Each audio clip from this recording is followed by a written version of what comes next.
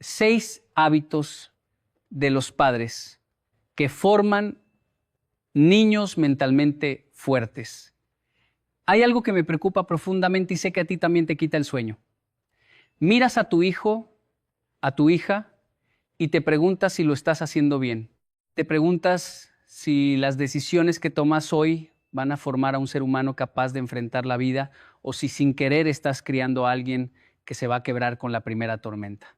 Conozco esa angustia porque la he visto en miles de rostros, en padres que trabajan sin descanso, que lo dan todo, pero que en el silencio de la noche se cuestionan si están dejando la huella correcta en el corazón de sus hijos.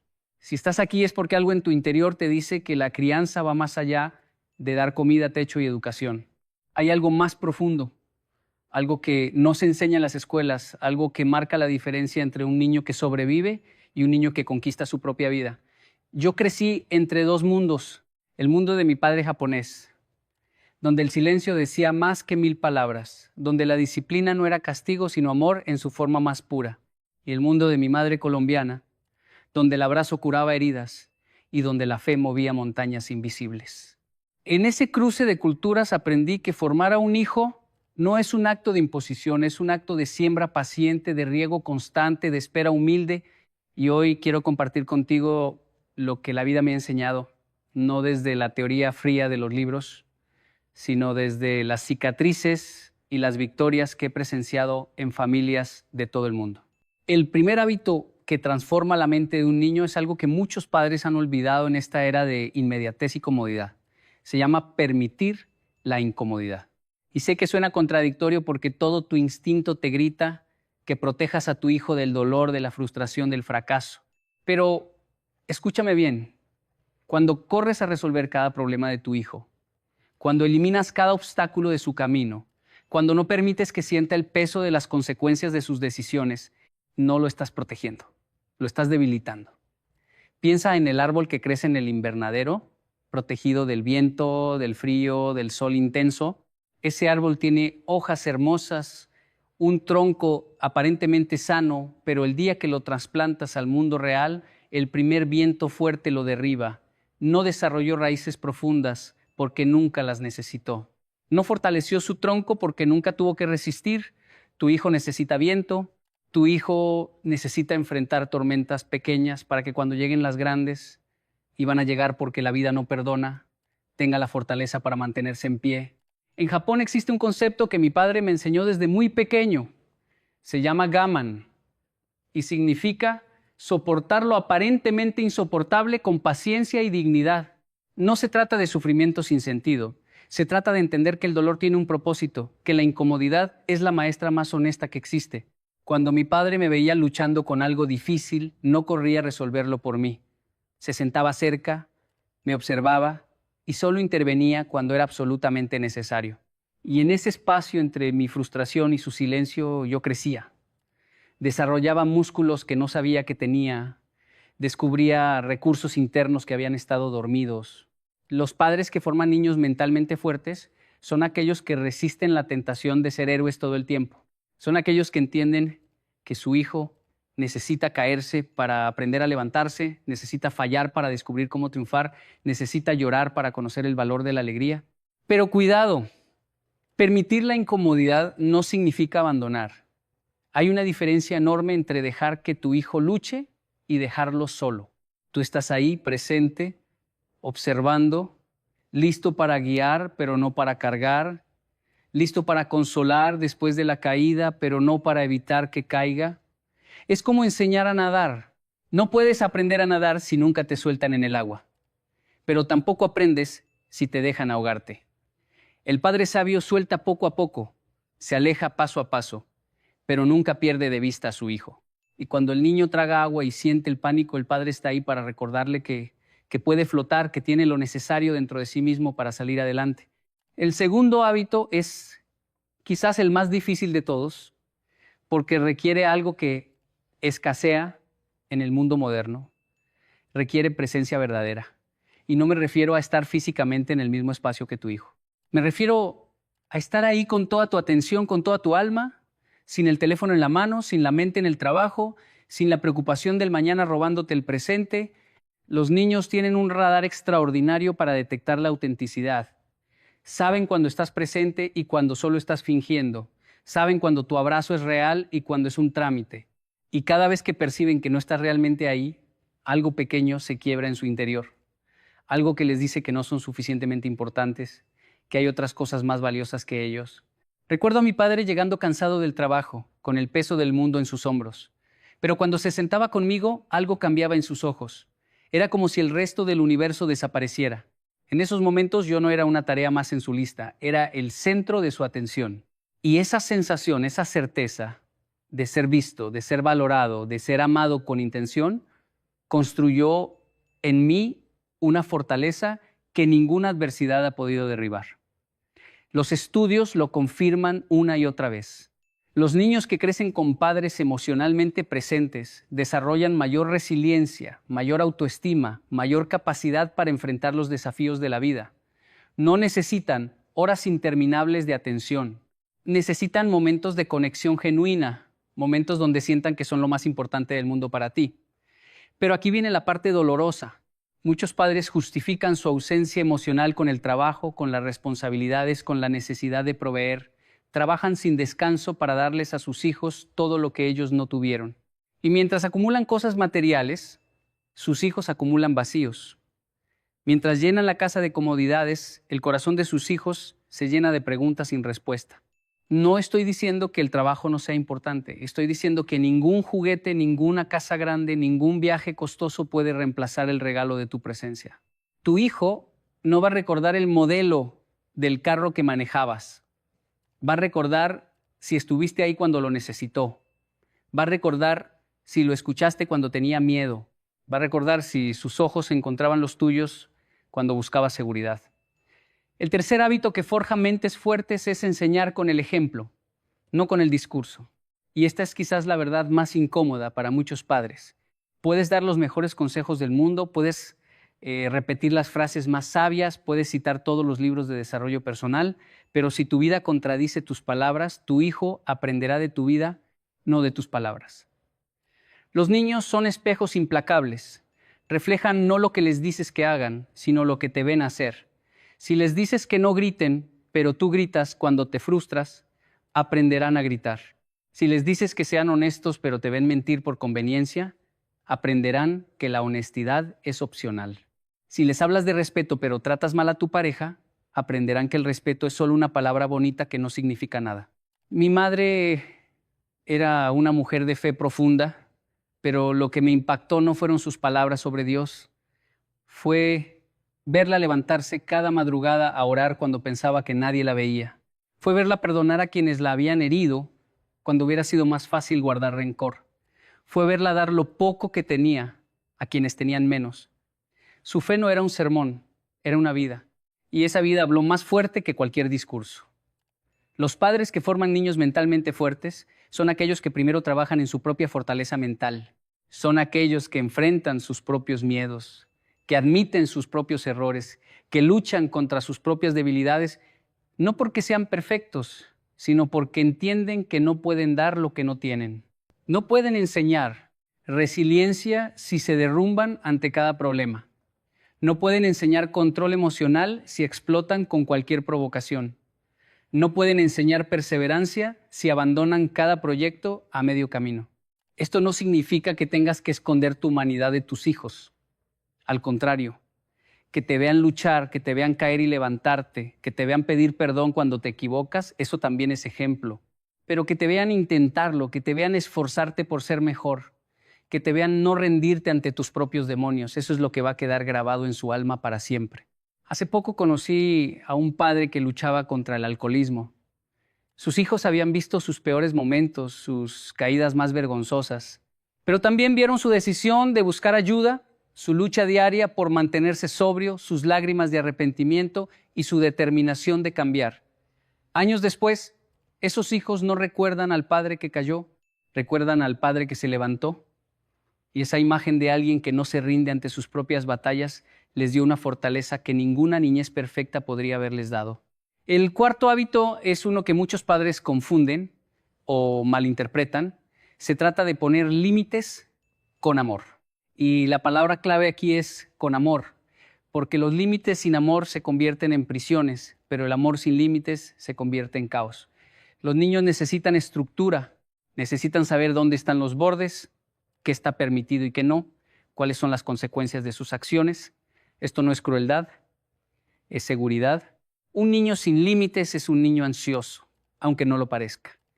Es un niño que no sabe hasta dónde puede llegar, que no tiene un marco de referencia para entender el mundo. Es como caminar en la oscuridad sin saber dónde termina el camino y dónde empieza el precipicio. En la cultura japonesa existe un profundo respeto por las reglas y la estructura. Pero este respeto no nace del miedo al castigo, nace del entendimiento de que las reglas existen para el bienestar de todos.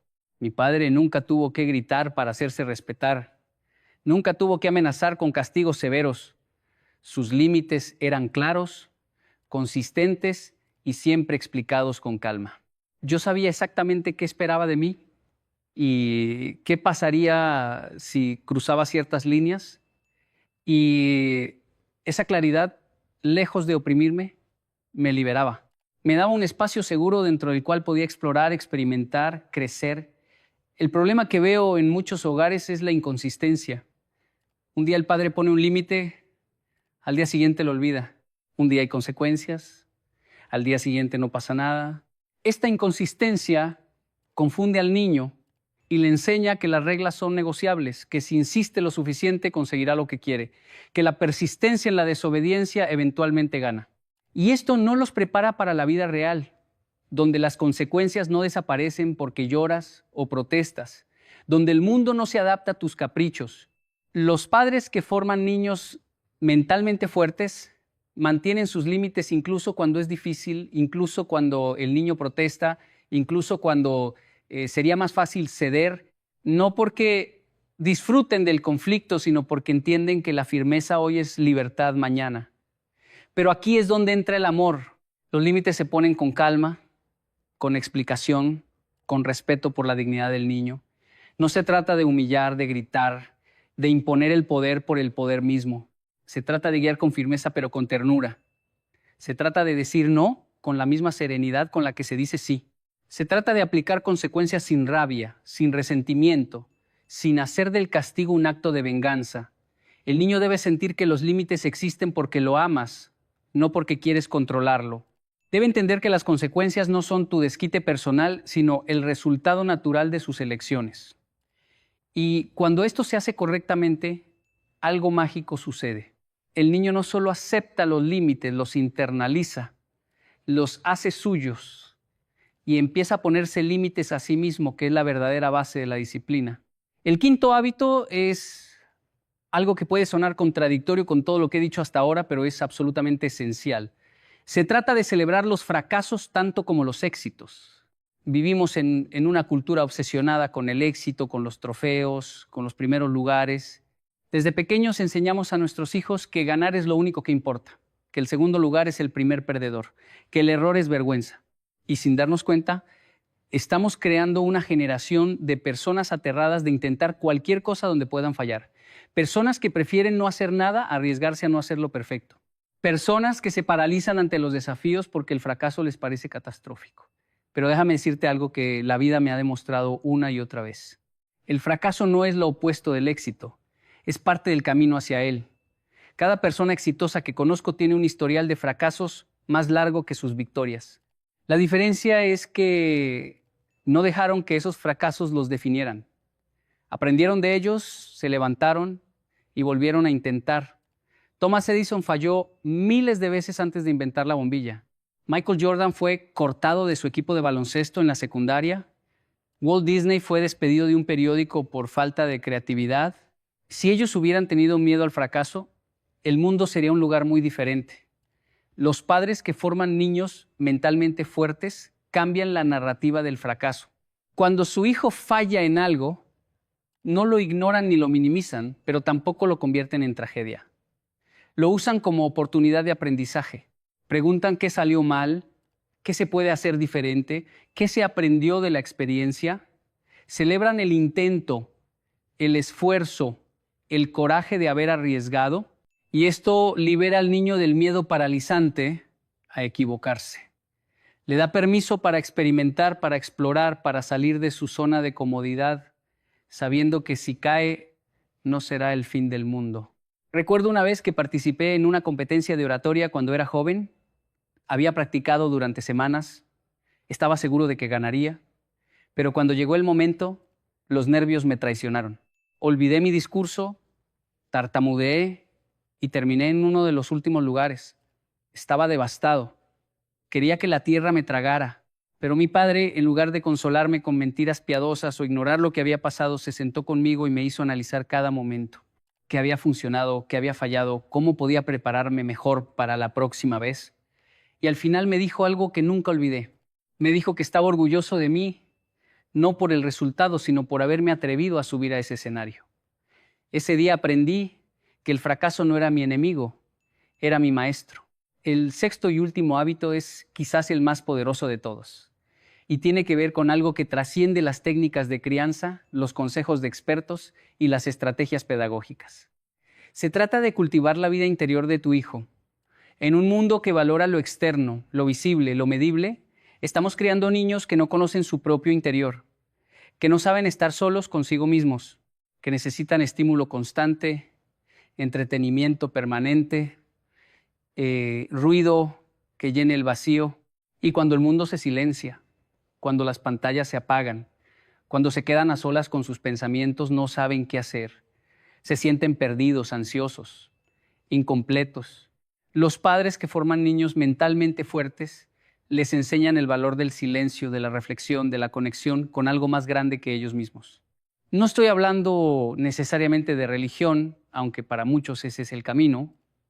Estoy hablando de espiritualidad en su sentido más amplio, de enseñarles que hay más en la vida que lo que pueden ver y tocar, de cultivar en ellos la capacidad de encontrar paz interior, de escuchar su propia voz, de conectar con valores que no cambian con las modas ni se derrumban con las circunstancias.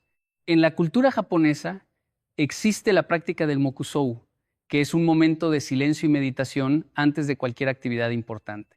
En las artes marciales, antes de cada entrenamiento, los practicantes se sientan en silencio, respiran profundamente y centran su mente. Este pequeño ritual tiene un propósito profundo, enseña que antes de actuar hay que ser, que antes de hacer hay que estar, que la fortaleza exterior nace de la paz interior. Los niños que aprenden esto desarrollan un centro de gravedad emocional que ninguna tormenta puede mover, pueden estar rodeados de caos y mantener la calma. Pueden enfrentar presiones enormes y no quebrarse, porque su fortaleza no depende de las circunstancias externas, viene de adentro. ¿Cómo cultivas esta vida interior en tu hijo? Empieza por darle espacios de silencio. Apaga las pantallas de vez en cuando. Siéntate con él sin agenda, sin actividad planeada, solo a estar. Enséñale a respirar profundo cuando siente que las emociones lo abruman. Hazle preguntas que lo lleven hacia adentro. No solo qué hiciste hoy, sino cómo te sentiste, qué pensaste, qué aprendiste de ti mismo. Si tienes una fe, compártela con él, no como imposición, sino como invitación. Déjalo que haga preguntas, que dude, que explore. La fe que se impone por obligación se abandona en la primera oportunidad. La fe que se descubre por experiencia propia se convierte en ancla para toda la vida. Y permíteme compartir algo personal. Hubo momentos en mi vida donde todo lo externo se derrumbó. Momentos donde perdí cosas que creía esenciales, donde las certezas se convirtieron en preguntas, donde el suelo bajo mis pies pareció desaparecer. Y lo que me sostuvo no fue mi inteligencia, ni mis habilidades, ni mi cuenta bancaria. Lo que me sostuvo fue esa vida interior que mis padres cultivaron en mí desde pequeño. Esa capacidad de ir hacia adentro cuando afuera todo era tormenta. Esa conexión con algo eterno que no depende de lo temporal. Esa paz que sobrepasa todo entendimiento, porque no viene de entender sino de confiar. Ahora, quiero que entiendas algo fundamental. Estos 6 hábitos no son una fórmula mágica que garantiza resultados perfectos. No existe tal cosa. La crianza es un acto de fe, un camino lleno de incertidumbre donde haces lo mejor que puedes con lo que tienes y confías en que las semillas que plantas darán fruto. Habrá días donde sentirás que todo lo haces mal. Habrá momentos donde tu hijo parecerá ir en la dirección opuesta a todo lo que le has enseñado. Habrá temporadas donde te preguntarás si algo de lo que haces tiene algún sentido. En esos momentos, recuerda que la crianza es un maratón, no una carrera corta. Los frutos no siempre son inmediatos. A veces las semillas tardan años en germinar. A veces lo que parece fracaso es simplemente un proceso que aún no ha terminado. Y recuerda también que no tienes que ser perfecto para criar hijos fuertes.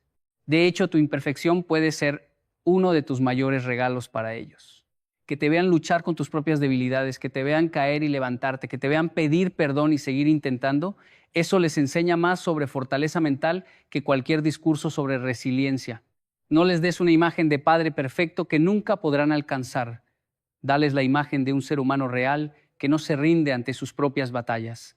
Déjame hablarte ahora de algo que muchos padres olvidan en medio de todas estas estrategias y hábitos. Tus hijos no solo necesitan que los formes, necesitan que los disfrutes. Necesitan ver en tus ojos el brillo de quien está feliz de estar con ellos. Necesitan sentir que no son un proyecto a completar, sino una persona a amar. Necesitan saber que los quieres no por lo que logran o por cómo se comportan, sino por quienes son. Y esto que parece tan simple es quizás lo más difícil de todo, porque la vida nos llena de presiones, de expectativas, de miedos sobre el futuro de nuestros hijos. Y sin darnos cuenta, convertimos la crianza en una lista de tareas, en una serie de objetivos a cumplir, en una carrera contra el tiempo para formar el hijo perfecto. Pero los niños no son proyectos, son seres humanos completos desde el primer día, con sus propias almas, sus propios caminos, sus propios destinos. Tu trabajo no es moldearlos a tu imagen, sino ayudarlos a descubrir quiénes son realmente. No es llenarlos de tus sueños, sino darles alas para que persigan los suyos. No es protegerlos de toda dificultad, sino equiparlos para que puedan enfrentar cualquier cosa que la vida les presente. Y la mejor manera de hacer esto es amarlos profundamente, estar presente genuinamente y confiar en que el amor que siembras hoy florecerá de maneras que quizás nunca imaginas. Quiero terminar con una reflexión que me ha acompañado durante años. Cuando miro hacia atrás a mi propia crianza, cuando pienso en mi padre japonés y mi madre colombiana, cuando recuerdo los momentos difíciles y los momentos de alegría, hay algo que sobresale por encima de todo.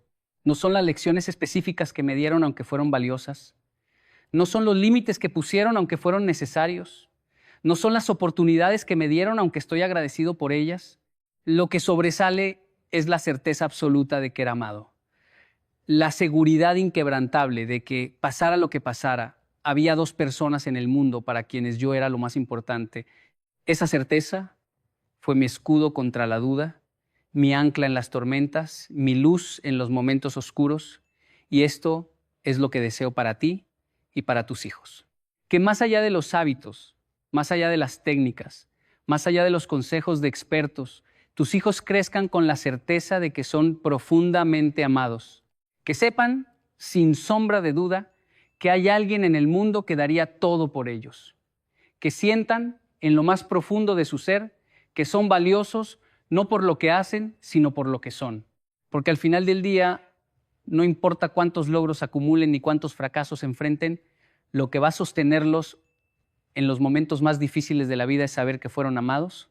Y ese amor, querido padre, querida madre, es el regalo más grande que puedes darles.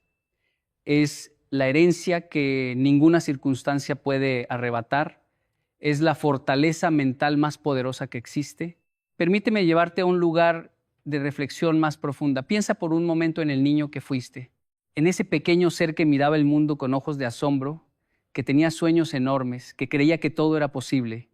¿Qué hubiera necesitado ese niño? ¿Qué palabras hubieran sanado sus heridas? ¿Qué presencia hubiera llenado sus vacíos? Ahora mira a tu hijo con esos mismos ojos. Míralo no como el adulto que quieres que sea, sino como el niño que es hoy.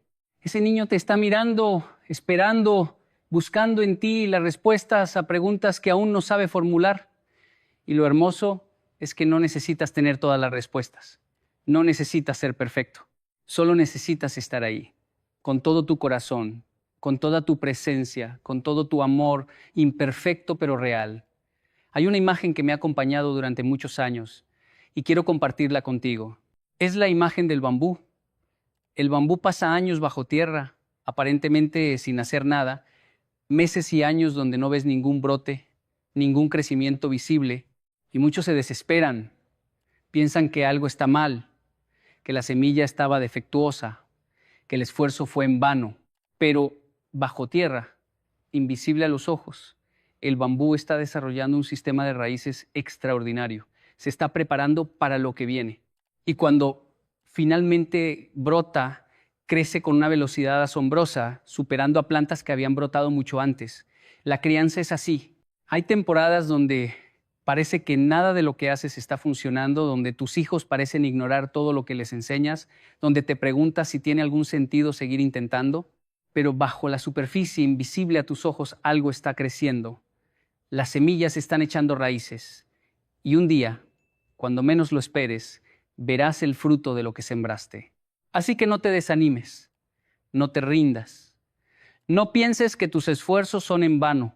Cada palabra de amor que dices, cada límite que pones con firmeza y ternura, cada momento de presencia genuina, cada vez que dejas que tu hijo enfrente sus propias batallas mientras lo observas desde cerca, cada fracaso que conviertes en lección, cada momento de silencio que comparten juntos, todo eso está construyendo algo que no puedes ver todavía. Está formando una mente fuerte, un corazón resiliente, un espíritu inquebrantable, y aunque el proceso es lento, aunque la espera es difícil, aunque el camino es incierto, el resultado vale cada segundo de esfuerzo. Y hay algo más que necesito decirte, algo que quizás nadie te ha dicho. Tú también estás siendo formado en este proceso. La crianza no solo transforma a tus hijos, te transforma a ti. Cada desafío que enfrentas como padre te hace más fuerte. Cada vez que eliges la paciencia sobre la reacción impulsiva, estás creciendo. Cada vez que pones las necesidades de tu hijo antes que tus propias comodidades, estás evolucionando. Cada vez que enfrentas tus propios miedos para poder guiar a tu hijo a través de los suyos, estás convirtiéndote en una mejor versión de ti mismo. Así que no veas la crianza solo como algo que haces por tus hijos. Vela como un camino de crecimiento personal, como una oportunidad de convertirte en el ser humano que siempre quisiste ser. Mis padres no tenían libros de crianza, no tenían acceso a expertos en desarrollo infantil, no tenían las herramientas que hoy están a tu disposición. Lo que tenían era amor, presencia y una fe inquebrantable en que estaban sembrando semillas que algún día darían fruto. Y aquí estoy, décadas después, hablándote de fortaleza mental, de resiliencia, de los hábitos que forman niños fuertes. Todo lo que soy, todo lo que tengo, todo lo que puedo dar, es el resultado de lo que ellos sembraron y algún día, dentro de muchos años, tus hijos estarán donde yo estoy ahora, mirando hacia atrás con gratitud, recordando los momentos que los formaron, transmitiendo a la siguiente generación lo que tú les enseñaste. Esa es la verdadera herencia. No el dinero que puedas dejarles, que se gasta, no las propiedades que se deterioran, no los títulos ni los logros que el tiempo borra. La verdadera herencia es quiénes son como seres humanos.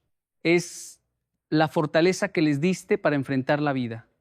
Es el amor que les enseñaste a dar y recibir. Es la fe que sembraste en sus corazones. Es la capacidad de levantarse después de cada caída, de encontrar luz en la oscuridad, de mantener la esperanza cuando todo parece perdido. Esa herencia no tiene precio. Esa herencia es eterna. Y esa herencia está en tus manos ahora mismo, esperando ser entregada a través de cada decisión que tomas, cada palabra que dices, cada momento que compartes con tus hijos. La fortaleza mental no es algo con lo que se nace, es algo que se construye. No es un regalo de la genética, es un regalo de la crianza.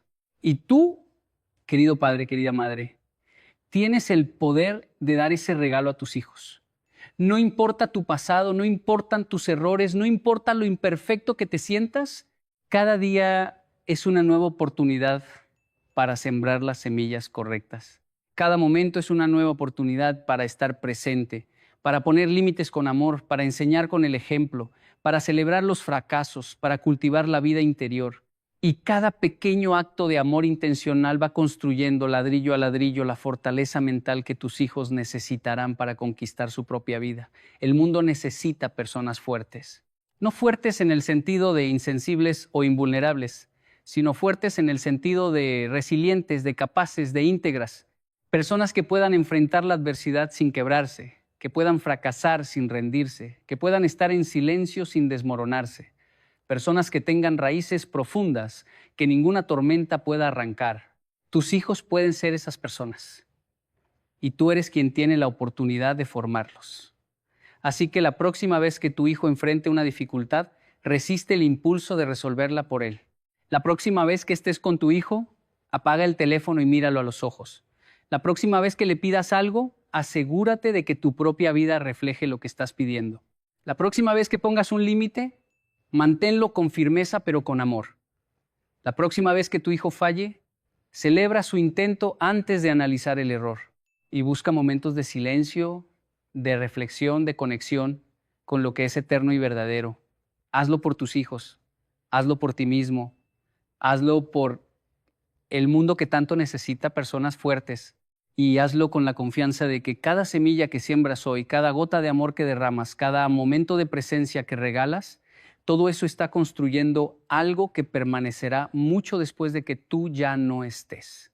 Está construyendo un legado que vivirá en tus hijos, en sus hijos y en todas las generaciones que vendrán. No hay responsabilidad más grande, no hay privilegio más hermoso, no hay inversión más valiosa que formar una mente fuerte, un corazón resiliente, un espíritu inquebrantable en los hijos que la vida te confió. Que la sabiduría guíe cada decisión que tomes, que la paciencia sostenga cada momento difícil, que el amor ilumine cada interacción con tus hijos y que la certeza de que estás sembrando algo eterno te dé la fuerza para seguir adelante día tras día, incluso cuando el camino parezca largo y los frutos tarden en aparecer. Hay algo en tu casa que no debería estar ahí, algo que miras todos los días sin darte cuenta de lo que realmente significa, algo que tal vez compraste sin pensar, que alguien te regaló con buenas intenciones o que simplemente llegó a tu vida como llegan tantas cosas sin invitación, sin permiso, sin que nadie te explicara lo que traía consigo. Y mientras tú duermes, mientras trabajas, mientras intentas salir adelante, ese objeto está ahí, en silencio, haciendo su trabajo. No hace ruido, no se mueve, no llama la atención, pero su presencia contamina el aire que respiras, enturbia las aguas de tu hogar y abre puertas que deberían permanecer cerradas para siempre. Yo sé que esto puede sonar fuerte. Yo sé que tal vez en este momento estás pensando que exagero, que son solo cosas, que un objeto no tiene poder sobre tu vida. Pero déjame decirte algo, con todo el respeto y todo el cariño que puedo reunir en estas palabras. Lo que no conoces sí puede hacerte daño. Lo que ignoras no desaparece por el simple hecho de que no lo ves. Y hay batallas que se pierden no en el campo de guerra, sino en la sala de tu propia casa, en tu habitación, en ese rincón donde guardas lo que crees que no importa. Yo viajé por muchos países, conocí culturas que la mayoría de la gente solo ve en documentales. Estuve en lugares donde la espiritualidad no es un tema de domingo, sino una realidad diaria tan presente como el aire, tan real como el hambre. Y en cada uno de esos lugares aprendí algo que cambió mi forma de ver el mundo. Los objetos no son solo materia. Los objetos cargan historia, cargan intención, cargan energía. Y cuando tú introduces algo en tu hogar sin saber de dónde viene, sin entender qué representa, sin discernir qué espíritu hay detrás de su forma, estás abriendo una puerta. ¿Una puerta invisible? Sí, pero una puerta real. Piensa en esto por un momento. Tu casa es tu templo. Es el lugar donde descansas, donde sueñas, donde amas, donde crías a tus hijos, donde buscas paz después de un día difícil. Tu casa no es solo un techo y 4 paredes. Tu casa es un territorio espiritual. Y como todo territorio tiene fronteras, tiene entradas, tiene defensas, pero también tiene vulnerabilidades. Y esas vulnerabilidades muchas veces no están en las cerraduras ni en las ventanas. Están en lo que tú mismo introduces sin saberlo. Yo recuerdo cuando era joven en mi cultura japonesa, nos enseñaban algo muy importante. Antes de entrar a una casa, te quitabas los zapatos. No era solo por limpieza, era un acto de respeto. Era reconocer que el espacio interior de un hogar es sagrado, es diferente al mundo exterior. Afuera está el caos, el ruido, la contaminación. Adentro debe estar la paz, el orden, la armonía. Pero hoy en día la gente no solo entra con los zapatos puestos a su casa.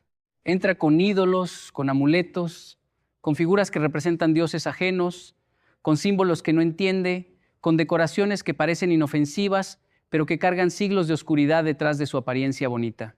Déjame hablarte con claridad, porque este tema lo merece. No estoy aquí para asustarte, estoy aquí para abrirte los ojos.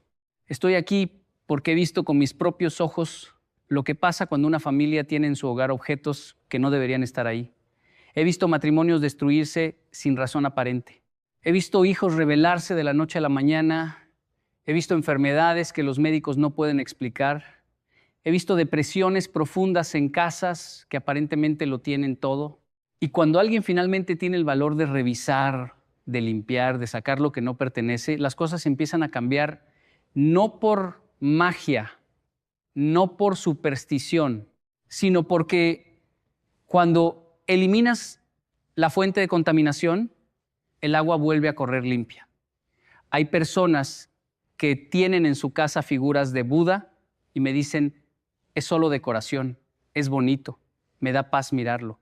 Pero déjame preguntarte algo, ¿sabes quién fue Buda? ¿Sabes qué representa esa figura? ¿Sabes qué tipo de adoración se le rinde en los templos donde esa imagen es el centro de todo? Cuando tú pones esa figura en tu sala, no estás poniendo una decoración, estás poniendo un altar. Un altar pequeño, sí. Un altar discreto, tal vez, pero un altar al fin. Y los altares atraen lo que representan. No importa si tú no le rezas. No importa si para ti es solo un adorno.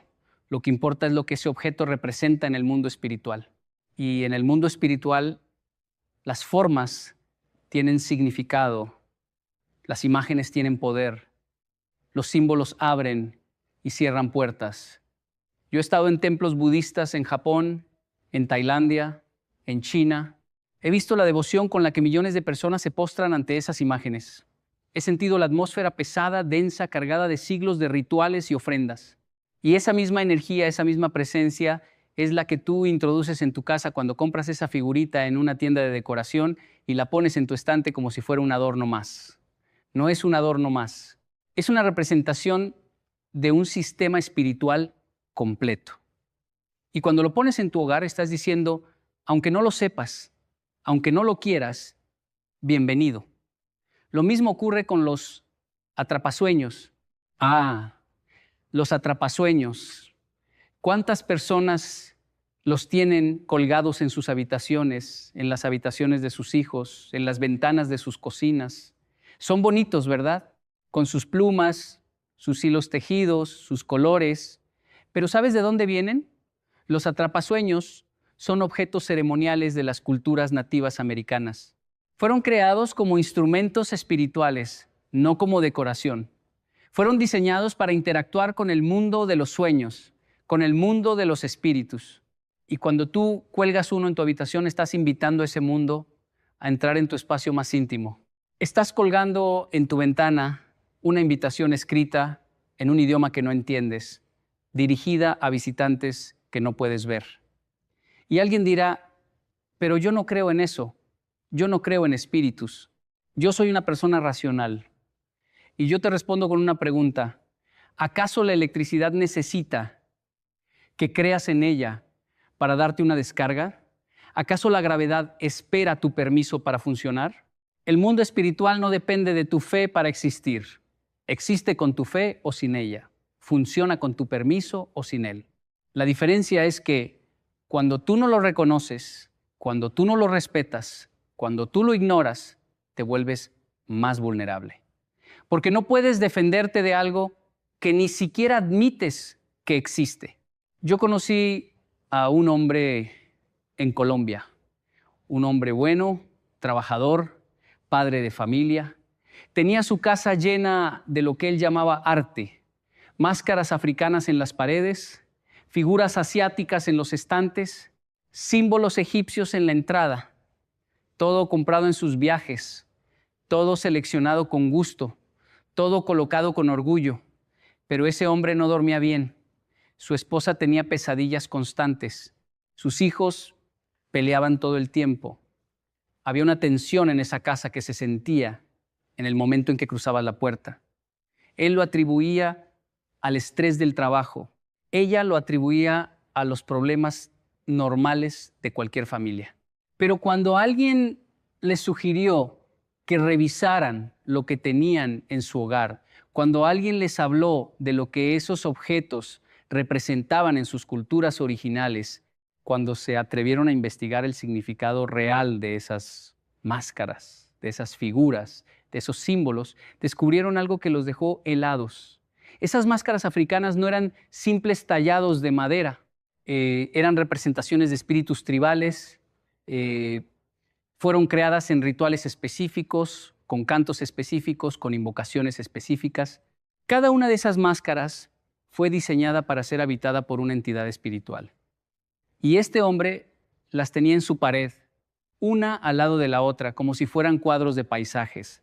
Las figuras asiáticas eran representaciones de deidades del hinduismo y el budismo, dioses con múltiples brazos, diosas de la destrucción y la creación, entidades que en sus culturas originales reciben sacrificios y ofrendas, y los símbolos egipcios en la entrada incluían ojos de Horus y Ankhs, símbolos profundamente ligados a la magia y los rituales funerarios del antiguo Egipto. Cuando ese hombre sacó todo eso de su casa, cuando limpió su hogar, cuando decidió que su espacio familiar iba a estar libre de toda influencia espiritual que no fuera la que él conscientemente eligiera, las cosas cambiaron.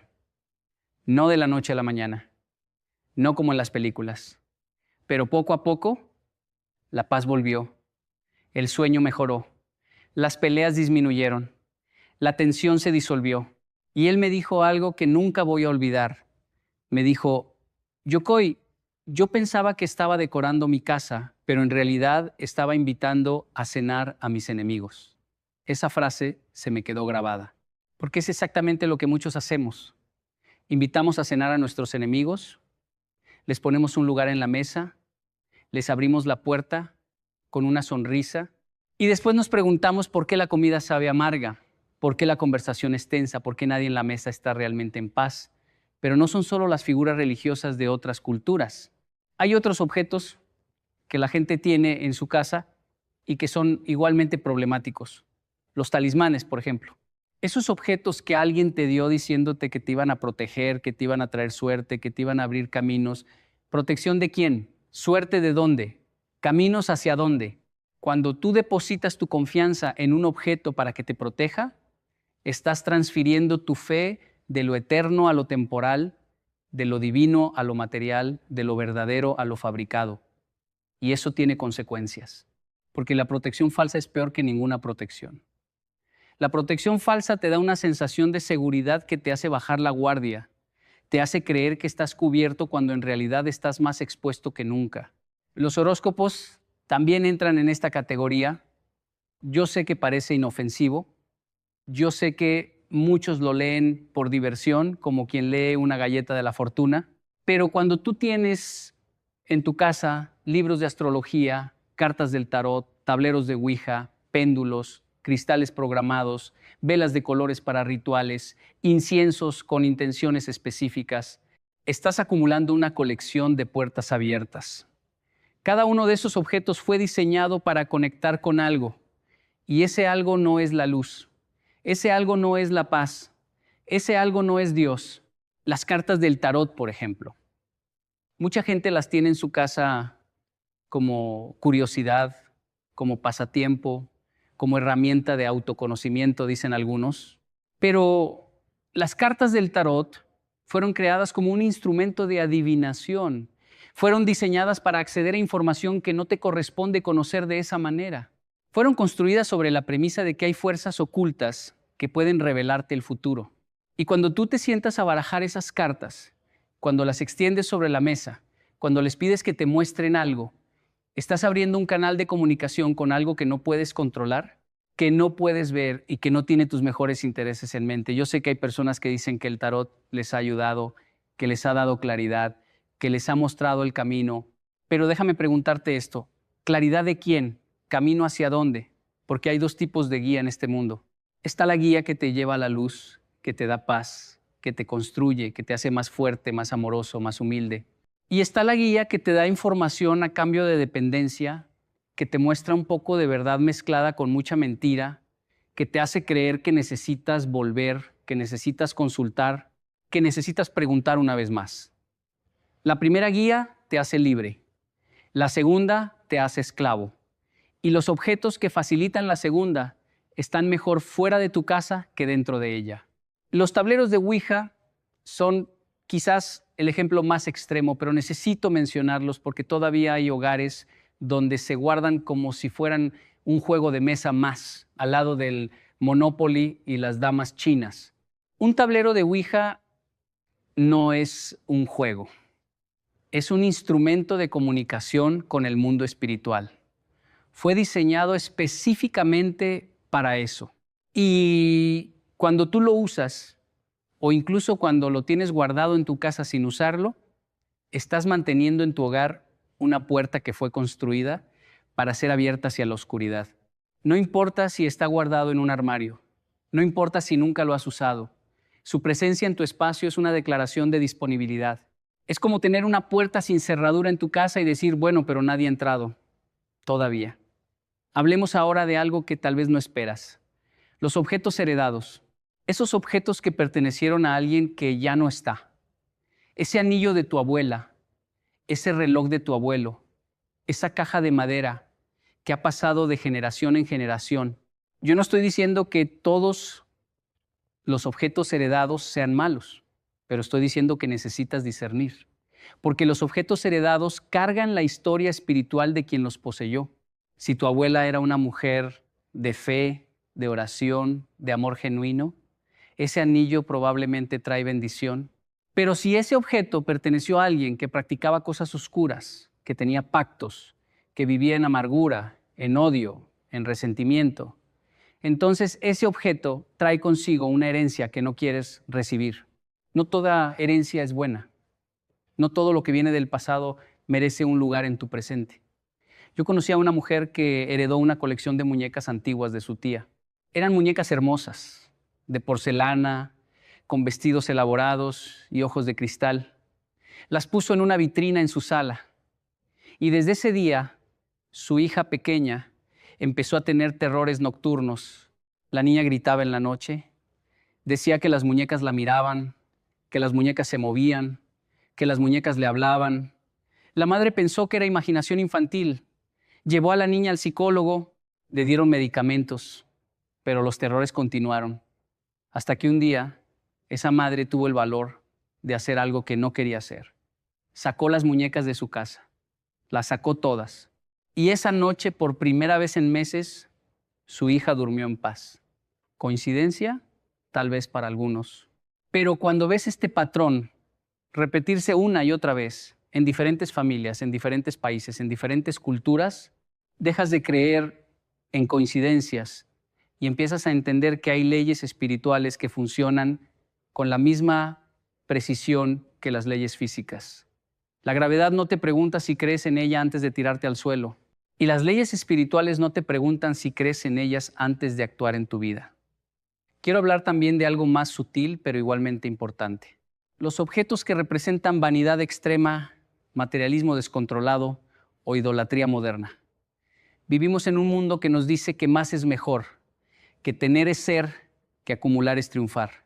Y muchas personas llenan sus casas de objetos que no necesitan, de marcas que no pueden pagar, de lujos que no les corresponden, de cosas que compran no por necesidad, sino por vacío.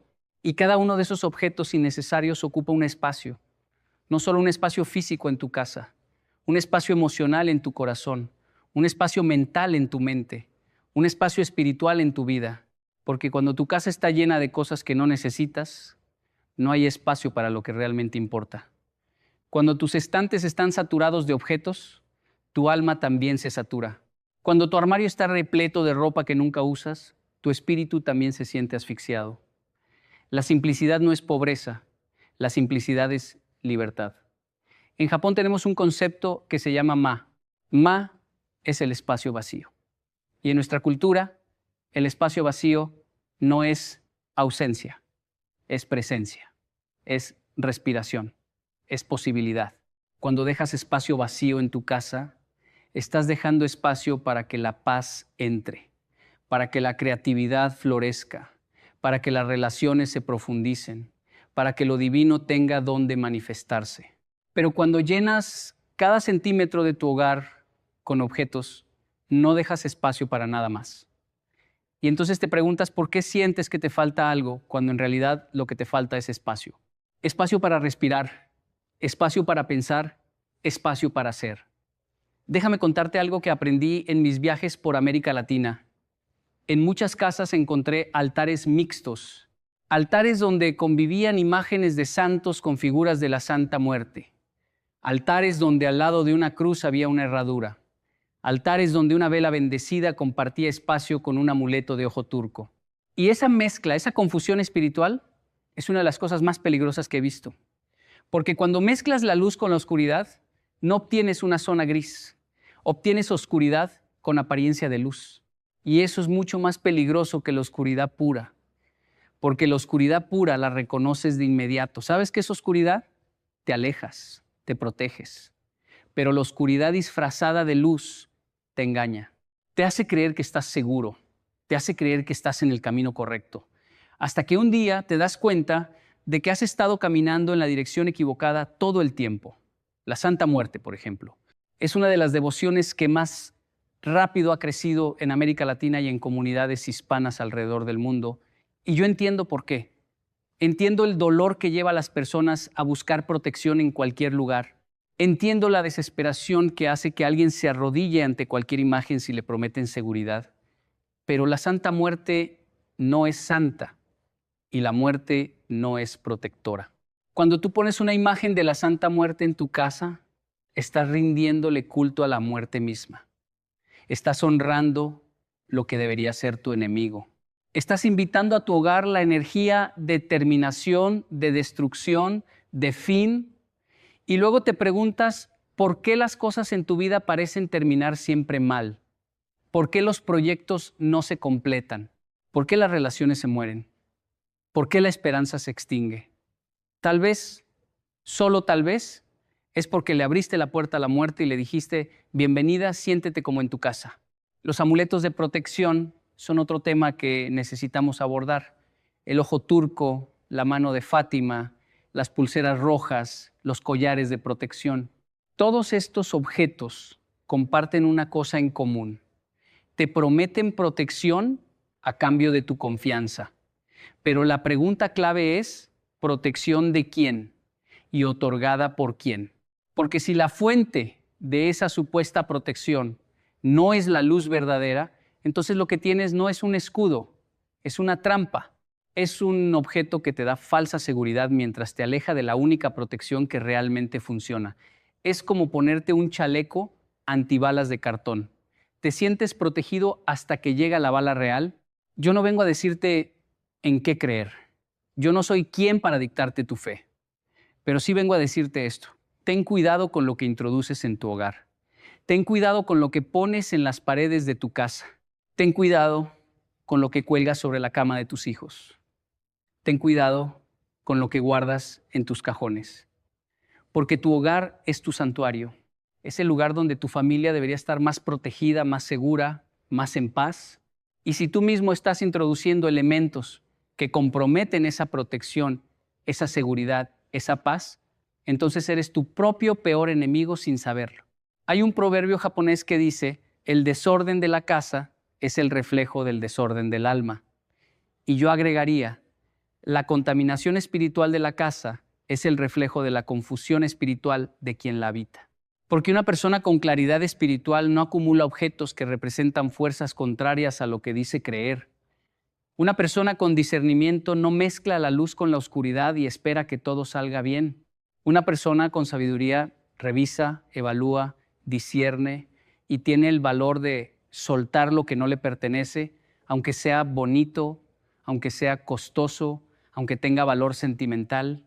Y aquí es donde muchos se tropiezan, en el valor sentimental. Me dicen, pero es que eso me lo regaló mi madre. Es que eso lo compré en mi viaje de luna de miel. Es que eso ha estado en mi familia por generaciones.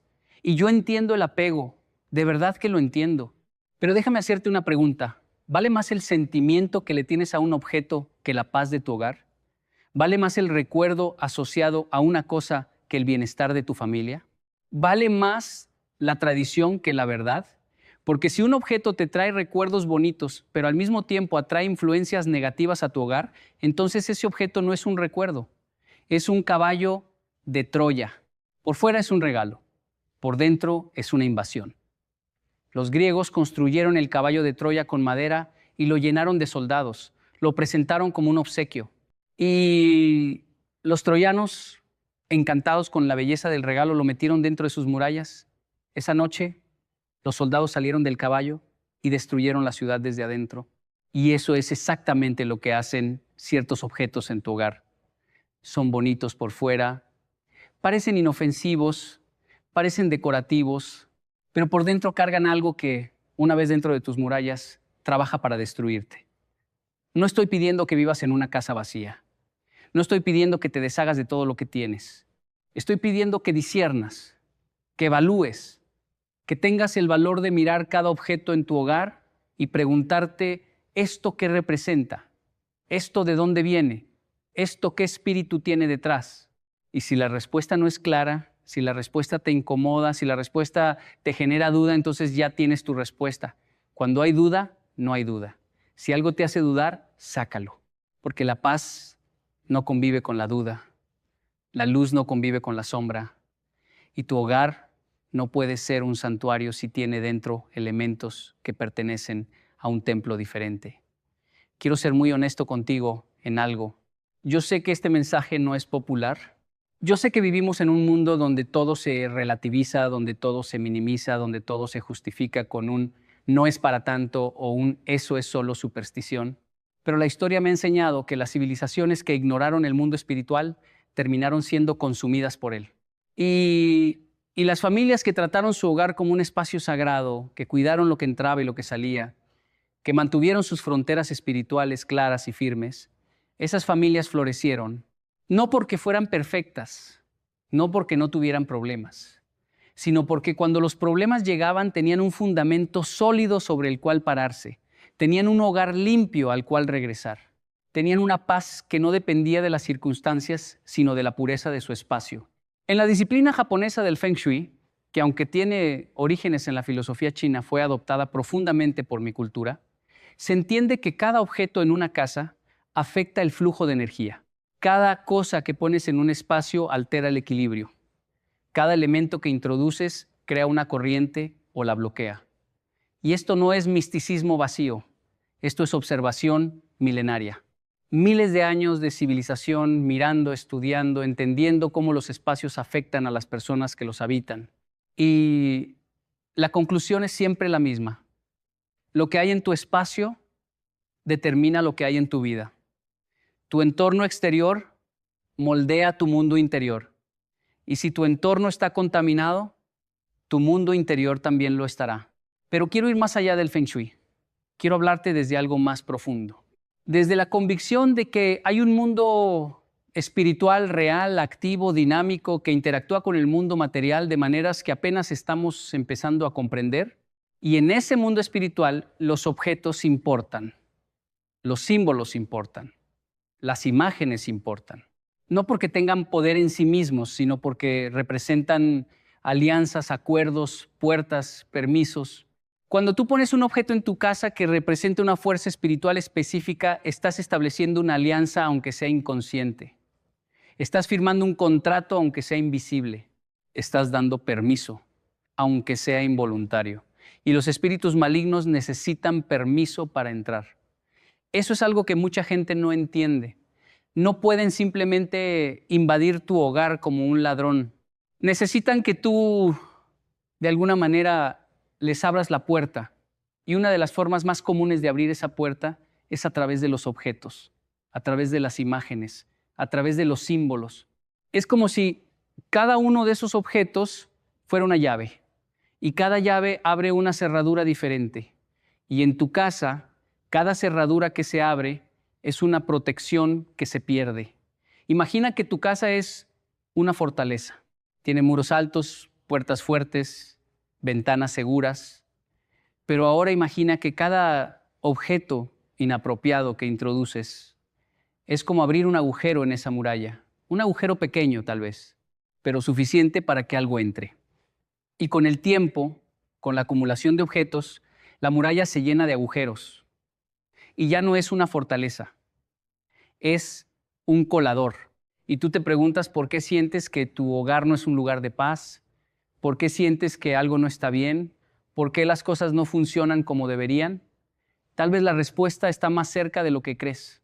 Tal vez la respuesta está en tu estante, en tu pared, en tu cajón, en esa caja que nunca abres pero que nunca te atreves a tirar. Y no pienses que estoy hablando solo de objetos exóticos o de culturas lejanas. Hay objetos muy comunes, muy cotidianos, que también pueden ser problemáticos. Piensa en la música que suena en tu casa. ¿Qué letras llenan tus paredes invisibles? Piensa en los libros que tienes en tu estante. ¿Qué ideas habitan tu espacio? Piensa en las películas que se reproducen en tu pantalla. ¿Qué imágenes se proyectan sobre las paredes de tu hogar? Todo esto es parte de la ecología espiritual de tu casa. Todo esto contribuye a crear una atmósfera. Y esa atmósfera puede ser de paz o puede ser de caos. Puede ser de luz o puede ser de sombra. Y tú decides cuál. Con cada elección que haces, con cada objeto que introduces, con cada puerta que abres o cierras. Yo recuerdo una historia que me contaron en Perú. Un campesino encontró una piedra muy bonita en sus tierras. Era oscura, brillante, con vetas de color que cambiaban con la luz. La llevó a su casa y la puso en la mesa del comedor porque le parecía bella.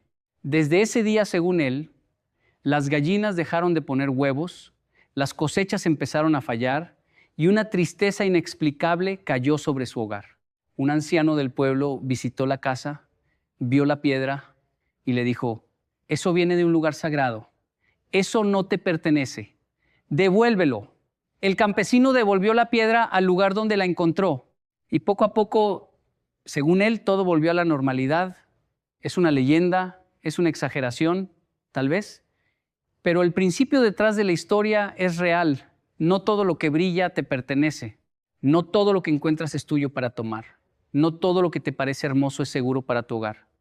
El discernimiento es la habilidad más importante que puedes desarrollar en tu vida espiritual. Saber distinguir entre lo que parece bueno y lo que realmente es bueno. Saber diferenciar entre lo que atrae tus ojos y lo que nutre tu alma.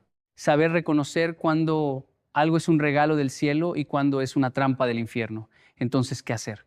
Si estás escuchando esto y estás empezando a mirar tu casa con otros ojos, si estás empezando a recordar objetos que tienes guardados que tal vez no deberían estar ahí, si estás sintiendo esa inquietud en tu pecho que te dice que algo necesita cambiar, entonces te voy a dar un consejo práctico, simple pero poderoso. Haz una limpieza, no una limpieza física solamente, una limpieza espiritual.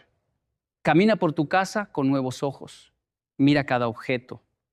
Pregúntale a tu corazón: ¿esto trae paz a mi hogar? ¿Esto representa lo que yo quiero para mi familia? ¿Esto me acerca a la luz o me aleja de ella? Y cuando encuentres algo que no pasa la prueba, que no supera el filtro del discernimiento, ten el valor de sacarlo. No lo guardes en otra habitación. No lo escondas en el ático. No lo regales a otra persona transfiriéndole el problema. Destrúyelo, elimínalo, que deje de existir como canal de nada. Y no tengas miedo de hacerlo. No tengas miedo de ofender a quien te lo regaló. No tengas miedo de parecer extremista o exagerado. Tu hogar es tu responsabilidad. Tu familia es tu tesoro. Y proteger tu tesoro no es extremismo, es amor, es sabiduría. Es la decisión más valiente y más necesaria que puedes tomar. Yo mismo hice esta limpieza en mi propia vida. Hubo un tiempo en que coleccionaba objetos de mis viajes sin pensar en su significado espiritual. Tenía cosas hermosas de todo el mundo. Pero cuando abrí los ojos, cuando empecé a entender lo que realmente representaban, tuve que tomar una decisión difícil y lo hice. Saqué de mi casa todo lo que no contribuía a la paz, a la luz, a la armonía que quería para mi familia. Y no fue fácil. Algunas de esas cosas eran caras, algunas tenían gran valor sentimental, algunas eran verdaderamente bellas, pero ninguna belleza vale la paz de tu hogar. Ningún precio compensa la protección de tu familia. Ningún sentimiento justifica mantener una puerta abierta hacia la oscuridad. Y cuando hice esa limpieza, algo cambió. No fue dramático, no fue sobrenatural, fue sutil pero real. Como cuando abres una ventana en una habitación que ha estado cerrada por mucho tiempo y el aire fresco entra y de repente puedes respirar de nuevo. Así se sintió, como si mi casa hubiera estado conteniendo la respiración y por fin pudiera exhalar. Como si hubiera habido un ruido de fondo constante que yo había dejado de escuchar y de repente, al eliminarlo, descubrí lo que era el verdadero silencio, el silencio de la paz. No la ausencia de sonido, sino la presencia de tranquilidad. Quiero terminar con una imagen. Imagina una casa con todas las puertas cerradas y todas las ventanas selladas. Adentro, todo está oscuro. Ahora imagina que abres una ventana, solo una, y un rayo de luz entra. Ese rayo de luz no negocia con la oscuridad, no le pide permiso, no convive con ella, simplemente entra y donde toca, la oscuridad desaparece. Eso es lo que pasa cuando limpias tu hogar de objetos que no deberían estar ahí. Abres una ventana, dejas que la luz entre y la luz hace su trabajo, sin ruido, sin drama, sin esfuerzo, solo entra y transforma. Tu casa puede ser esa casa llena de luz. Tu hogar puede ser ese santuario de paz. Tu familia puede vivir en esa atmósfera de protección y armonía. Pero para eso necesitas tener el valor de abrir los ojos, de mirar lo que hay a tu alrededor, de discernir lo que pertenece y lo que no, y de actuar en consecuencia, no mañana, no la próxima semana, hoy. Porque cada día que pasa con esos objetos en tu hogar es un día más de puertas abiertas, un día más de protección comprometida, un día más de paz robada. No dejes que la comodidad te robe la claridad. No dejes que el apego te robe la libertad. No dejes que la ignorancia te robe la paz. Abre los ojos, limpia tu casa, protege tu hogar. Porque al final del día, no importa cuánto dinero ganes, no importa cuánto éxito tengas, no importa cuántos logros acumules, si tu casa no es un lugar de paz, no tienes nada. Y si tu casa es un santuario de luz, lo tienes todo. Yo he visto esto una y otra vez a lo largo de mi vida. He visto familias transformarse cuando transforman su hogar. He visto matrimonios restaurarse cuando restauran la pureza de su espacio. He visto hijos florecer cuando el ambiente donde crecen es limpio, claro, libre de contaminación espiritual. Y quiero eso para ti. Quiero que experimentes esa paz. Quiero que conozcas esa libertad. Quiero que tu hogar sea lo que siempre debió ser. Un refugio, un santuario, un pedazo de cielo en la tierra. La decisión es tuya. Siempre ha sido tuya. Nadie puede limpiar tu casa por ti. Nadie puede discernir por ti. Nadie puede tomar esa decisión difícil por ti. Pero yo puedo decirte esto, cuando lo hagas, cuando tomes la decisión de liberar tu hogar de todo lo que no debería estar ahí, vas a sentir algo que no se puede describir con palabras. Vas a sentir como si hubieras estado cargando un peso que no sabías que llevabas. Vas a sentir como si hubieras estado caminando con cadenas que no podías ver. Y cuando esas cadenas se suelten, cuando ese peso se levante, vas a entender por qué te estoy diciendo todo esto. Vas a entender que no era exageración, no era fanatismo, no era superstición, era amor. Amor por ti, amor por tu familia, amor por tu hogar, amor por tu paz. Y el amor, cuando es verdadero, siempre dice la verdad, aunque la verdad sea difícil de escuchar. Porque la verdad difícil es como la medicina amarga. No sabe bien, pero cura. Y yo prefiero darte una verdad que cura antes que una mentira que consuela. Porque las mentiras consoladoras son como los calmantes. Te quitan el dolor por un momento, pero la enfermedad sigue ahí, creciendo, avanzando, destruyendo en silencio mientras tú sonríes creyendo que todo está bien.